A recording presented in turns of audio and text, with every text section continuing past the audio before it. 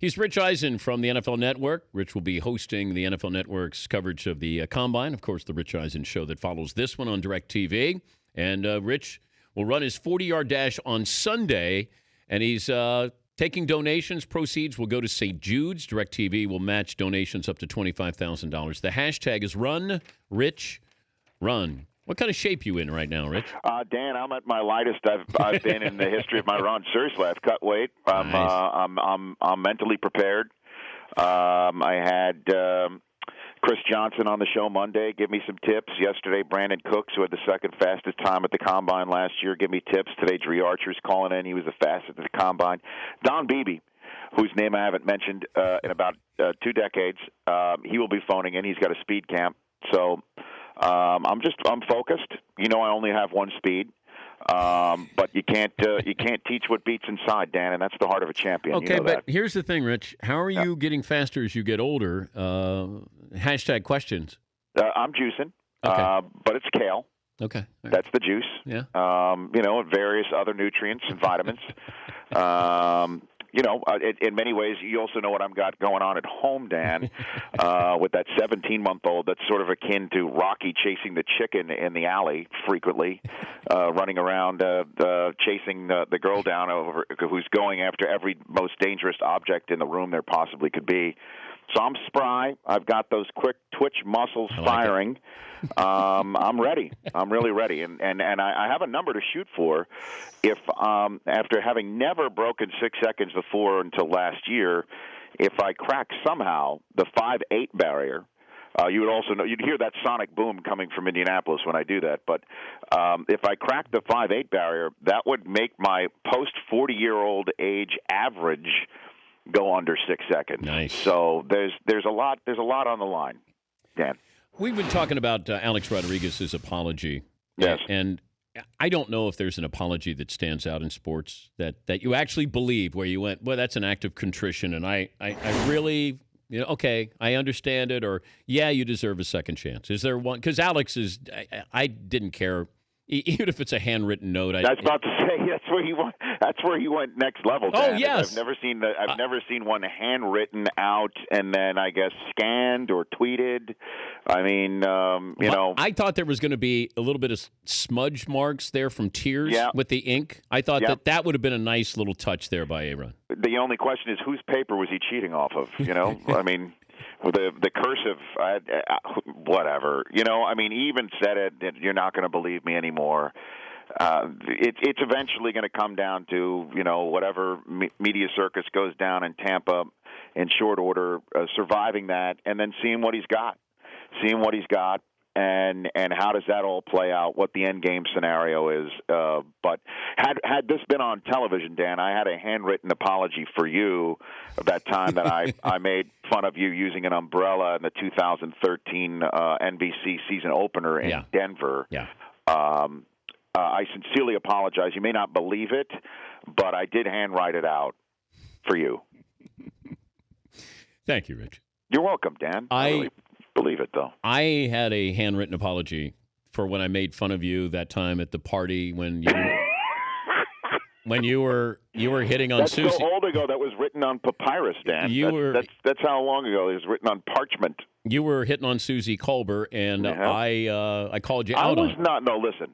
I was not hitting on Susie Kolber. I was just chatting her up at her party, trying to make conversation. Was she hitting on you? You from across the patio, at least 30 feet away, and I don't think I'm exaggerating. It was definitely a slant pattern away, okay, from where I was standing with Susie Kolber, and you just, are you? When I asked her where she's from, you said, I'm from Dayton. You screamed that all the way across the way. Yeah. And so is this an official apology? I was interrupting your flow, but you're backpedaling a little bit. Was Susie Kolber hitting on you? You know what? I don't think so, Dan. I'd like to think so. But back in 96, I don't think it was a pretty picture. I'll be honest. I don't know. You're selling yourself a little short. I mean, your hair still had game. I mean, you... By the way, listen, speaking of hair, back in 96, I just tweeted and Instagrammed out a photograph that I snapped it about 10 minutes ago and from the office wall of Drew Olmeyer, my coordinating producer here at the Rich Eisen Show. You on the top screen, and then currently on the man cave, and on the bottom screen, you were doing a lead-in to Coach K that ESPN was using for whatever piece they were running on Coach K back in the day. And I couldn't tell which era was which, Dan. You're like the Benjamin Button of sports television. I couldn't tell. Yeah, that 95 hair though, they're going to retire that. That's pretty good moss that I had back then. Retire? What do you mean? How do you retire hair? How do you what is it? Like a hair symbol that they just hang in the rafters, or what do they do? Like Pat Riley's hair with the Showtime. I mean that's retired. I do remember when I walked in to ESPN for the first time ever. There was a picture, I think, of the Kingsford charcoal guy on the wall because people thought that looked like you, or you looked like him. Well, back then I had somebody contact the Kingsford charcoal folks and said, "You either pay me for my likeness or you change the look," and they changed the look. You sent a cease and desist? Yes, it was me. To a charcoal company? Yes, it was me.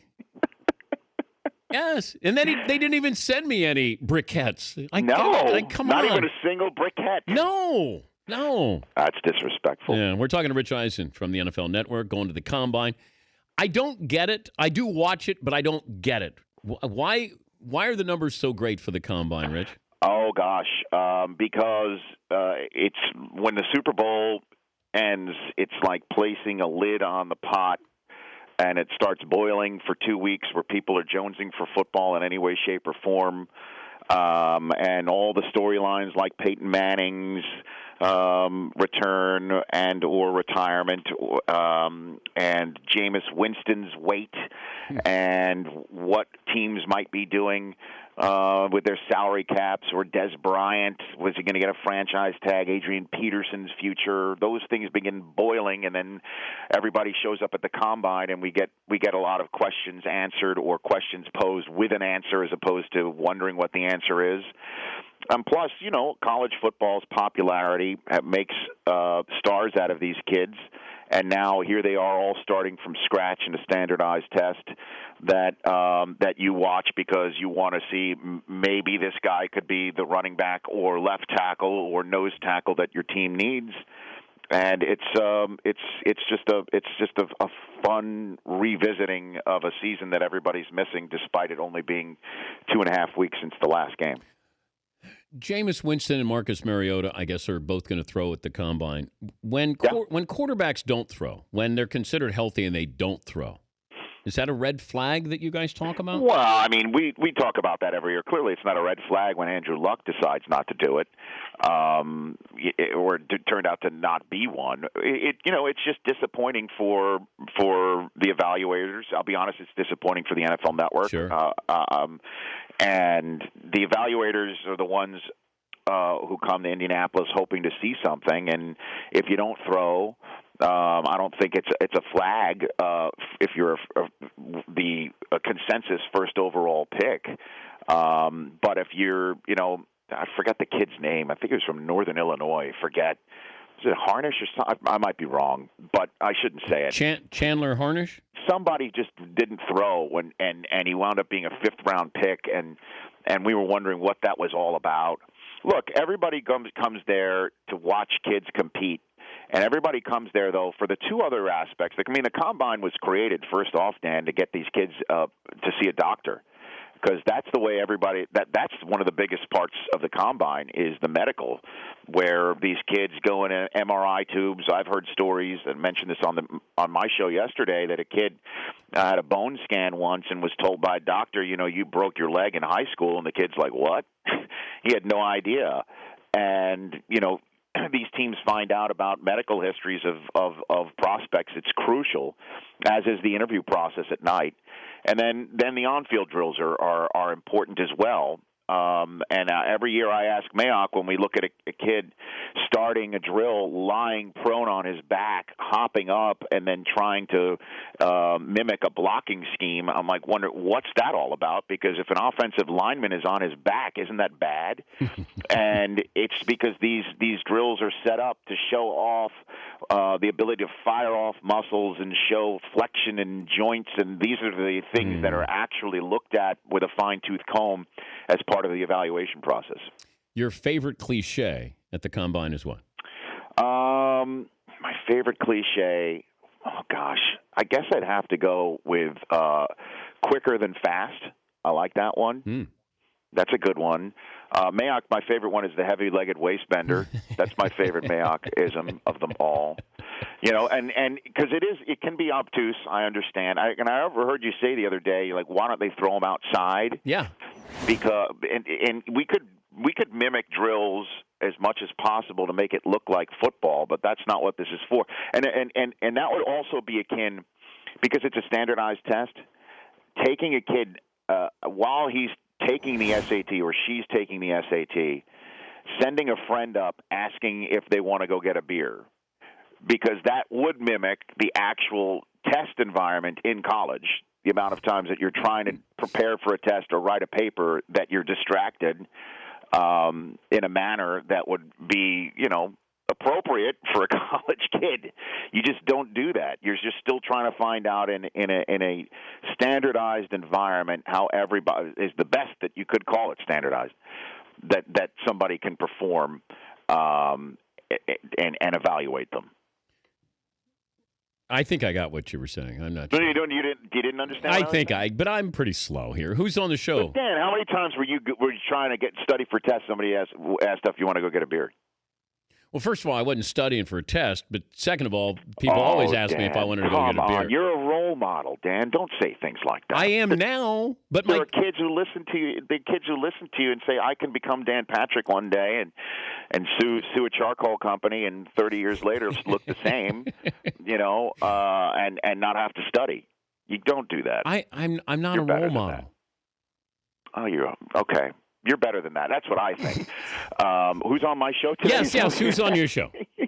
I've got Don Omeyer in studio for a couple of segments, just to talk about sports TV and the Combine being a television show. Oh, nice. And just catching up with one of the all-time greats in our business, Steve Yeun from The Walking Dead. He will be here in studio, so just, running the gamut. We've got Dree Archer phoning into the program, and Oscar picks from Jim Morris Sr., the official movie reviewer of The Rich Eisen Show. Of course. He grew up on the Fox lot here in Los Angeles. He is a movie maven. He better have Birdman as his best movie. My favorite best movie of the year that I saw was Whiplash, Dan. Did you see Whiplash? If you like drum solos, okay. I happen to, on occasion. But I thought Birdman was, it was something that was different. And, we can talk about Boyhood being different, novelty of sorts. I thought Birdman was unique, novelty, but a great movie. And I loved it, too. I thought Michael Keaton was great in it, and I thought the way it was shot was great, too. Whiplash blew me away. Boyhood I haven't seen, because with two young boys in the house growing up faster than I want them to, that's the last escapism that Susie and I really wanted to go through. But I've heard nothing but great things about that. Yep. I loved Whiplash. We'll see what Jim Moore has to say, though. All right. That'll be coming up on the Rich Eisen Show at the top of the hour. Safe travels to Indy for the Combine. Thanks, DP. All right, buddy. That's Rich Eisen, NFL Network, DirecTV,